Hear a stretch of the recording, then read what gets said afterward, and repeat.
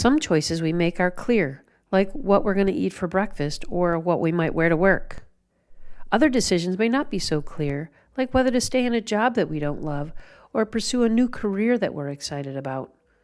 Have you ever felt torn between two choices? You want to do one thing, and you also want to do the other. That's ambivalence. It makes sense when we take the word ambivalent apart. Ambi means both sides, and valent means strength or strong. Putting them together, ambivalent is strong on both sides.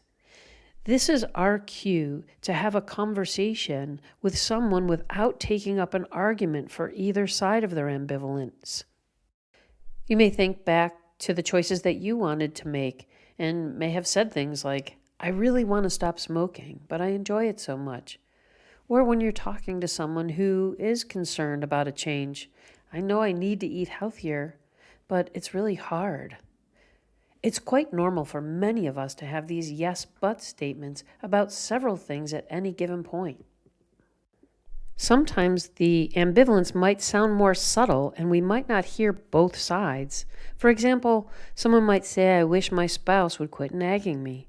Or if I keep going on like this, something bad might happen. Ambivalence is not about being indifferent, which means we don't care.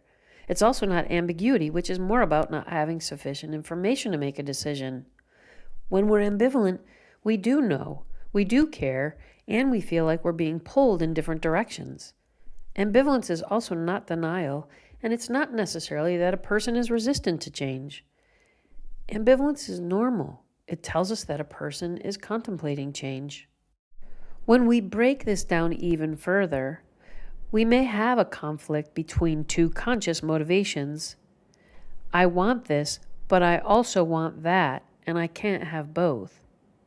Or we might experience having a choice between one palatable thing and one not so palatable choice. I love my job, and I have this opportunity for a new one. Or I should eat healthier or risk having to take medications for my diabetes. We also might experience really wanting something on one hand, and on the other hand, we really don't. I want to have a big wedding, and I'm not sure I want to spend the money. How one resolves their ambivalence is unique to each individual.